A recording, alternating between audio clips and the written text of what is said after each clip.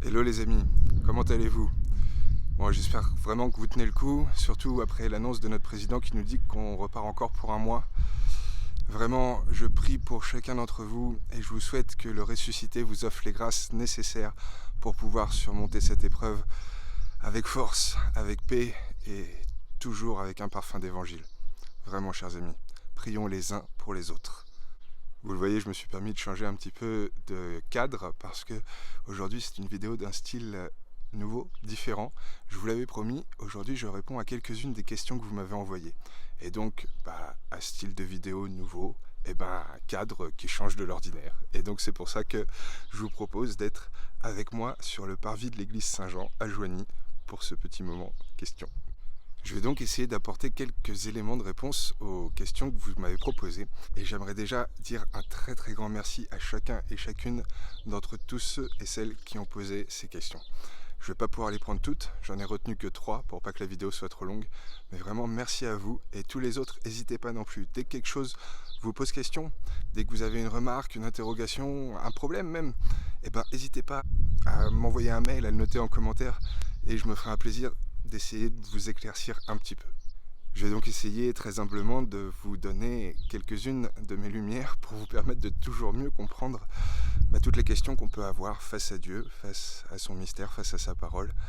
Mais j'aimerais juste avant rappeler une chose. Chaque fois qu'on essaye de comprendre Dieu, la foi, il faut bien qu'on prenne conscience qu'on est face à quelque chose qui aura toujours une part de mystère. Je vous le dis régulièrement, la foi, c'est la confiance. Et en fait, si on était dans la certitude, on n'aurait plus la liberté de pouvoir donner, offrir notre confiance à Dieu. Et donc en fait, même si des fois c'est malheureusement, c'est souvent très heureusement qu'on ne comprend, qu'on ne connaît et qu'on ne maîtrise pas tout de Dieu, de sa parole et de ce qu'il a à nous offrir au quotidien. Je me permets de commencer comme ça parce que je crois qu'il faut vraiment qu'on l'accepte, que face à Dieu, on restera toujours tout petit. Les 3 questions que j'ai retenues, en fait, c'est les 3 premières qui me sont arrivées, ni plus ni moins. Et j'aime beaucoup la toute première. Dieu nous envoie-t-il des signes, et si oui, comment les voir? Excellent cette question. Combien de nos contemporains se posent cette question et malheureusement restent sans réponse? Est-ce que Dieu nous envoie des signes? Je vais te répondre que oui, moi j'en suis intimement convaincu, et certainement plusieurs fois par jour. Dans la vie, il y a ce qu'on appelle les clins d'œil, mais aussi les clins d'yeux. Qu'est-ce que c'est les clins d'yeux? C'est ces petits clins d'œil à lui qui est là-haut. Au final, la grande question, c'est peut-être est-ce que nous, on sait reconnaître les signes qu'il nous envoie? Je me souviens, il y a un théologien, les théologiens, c'est ceux qui passent toute leur vie à étudier Dieu. Il dit cette grande phrase, il dit que le miracle, il réside peut-être plus dans la personne qui reconnaît le signe que dans le signe lui-même. Et je trouve que cette phrase, elle est éminemment géniale. C'est qu'en fait, Dieu, on est ses enfants, on est ses créatures. Ce qu'il veut, lui qui est amour, c'est être en relation avec chacun d'entre nous. Donc tous les jours, il va nous envoyer des signes, nous tendre des perches pour qu'on rentre en relation avec lui. Et combien de fois on passe à côté? Et donc en fait, oui, le vrai miracle, c'est certainement beaucoup plus quand c'est nous qui sommes capables de voir que lui nous rejoint dans nos vies.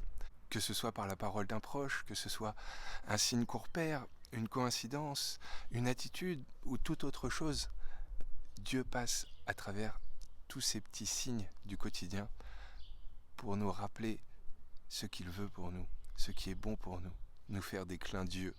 Maintenant, à nous de ne pas passer à côté et à nous non plus de ne pas être dans l'attente de trucs extraordinaires.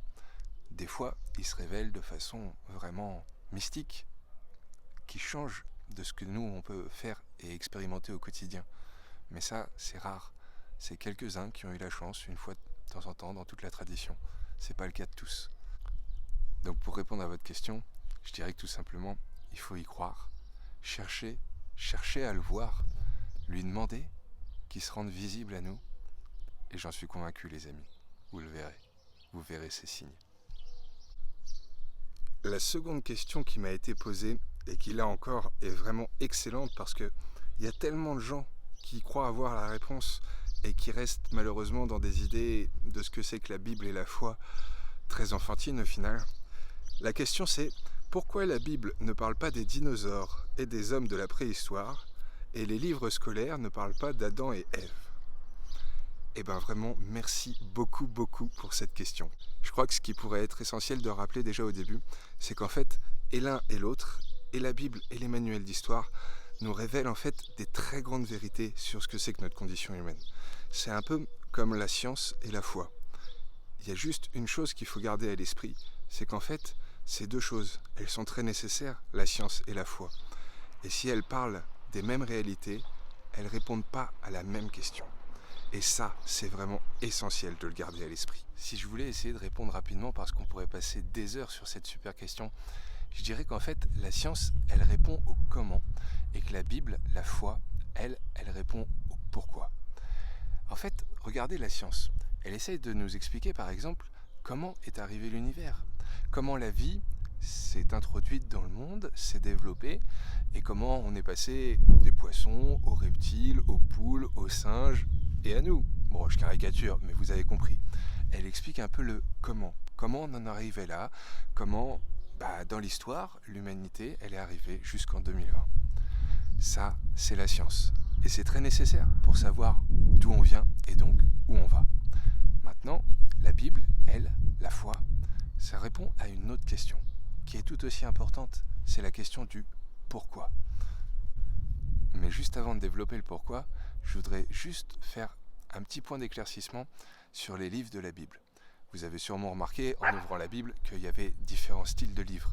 Et je dis bien des styles de livres, parce qu'en fait, si on regarde par exemple, quand on nous raconte les histoires de la vie de Jésus, ça c'est sûrement des choses qui sont très historiques, un peu comme un manuel d'histoire, des choses qu'on peut vérifier par l'archéologie, par des textes qui nous proviennent d'autres sources, etc.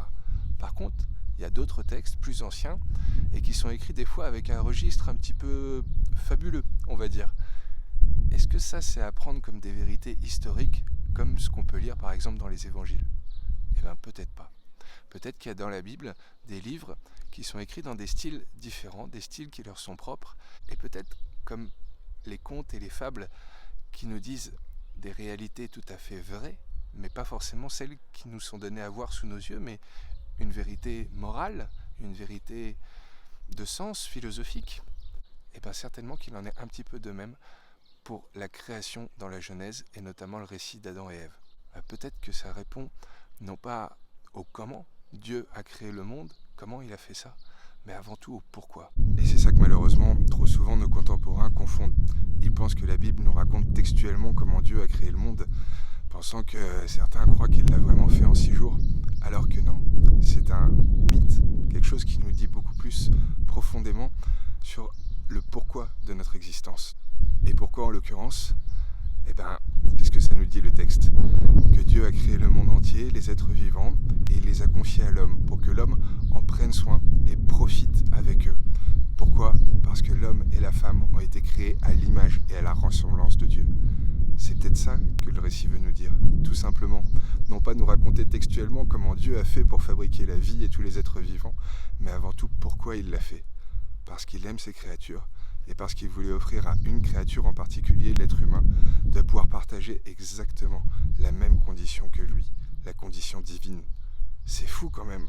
Et donc il ne faut pas occulter ni l'une ni l'autre. La science comme la Bible sont hyper importantes. La science pour comprendre donc d'où on vient et où on va, et puis la Bible pour nous faire mesurer toute notre destinée, à nous les êtres humains, qu'on a peut-être quelque chose d'un petit peu plus que tous les animaux, qui nous offre de pouvoir transcender le monde un peu plus qu'eux, à l'image de Dieu. Donc n'oubliez jamais les amis, science et foi ne sont surtout pas à opposer, mais toujours prendre conscience que la science, elle répond au comment, et la foi, la Bible, au pourquoi. Et alors la dernière question que j'aime vraiment beaucoup, question un peu plus esthétique on va dire, pourquoi les prêtres, ils ont le clergyman, vous savez les chemises de col romain, exclusivement noires, grises et bleues? Est-ce qu'il y a un code couleur ? Je la trouve vraiment géniale cette question parce qu'en fait je suis sûr que la plupart d'entre nous on l'a eu, mais pour autant on n'a peut-être jamais osé la poser. Et donc chers amis, je vais vous dévoiler le grand secret aujourd'hui. Il n'y a pas de code couleur pour les cols romains des prêtres. Autant quand on est à la messe, oui bien sûr, étole et chasuble ça correspond à un code couleur qui va souvent en fonction du temps liturgique, de ce qu'on est en train de célébrer. Le blanc pour les fêtes, le violet pour les deuils, le vert pour le temps ordinaire, etc. Par contre, dans la vie réelle, au quotidien, aucun code couleur du tout. Moi, je demande qu'une chose, s'il y a des couturiers liturgiques qui m'entendent, chers amis, à quand le clergyman rose? Bon voilà, chers amis, je pense que déjà pour une première vidéo FAQ, c'était un petit peu long, donc je vais m'arrêter là. En tout cas, vraiment, un très grand merci à tous pour vos questions. N'hésitez pas si vous en avez d'autres, je suis sûr que vous en avez plein que vous vous posez, donc c'est le moment ou jamais. Bon confinement, bon courage, vraiment, de tout cœur, et puis que le Seigneur ressuscité vous offre la grâce de vivre cette épreuve dans la paix, dans la force, la persévérance et l'espérance que on pourra vite se retrouver tous ensemble et vite vivre quelque chose qui aura un vrai parfum de résurrection. A très bientôt, chers amis, et prenez bien soin de vous.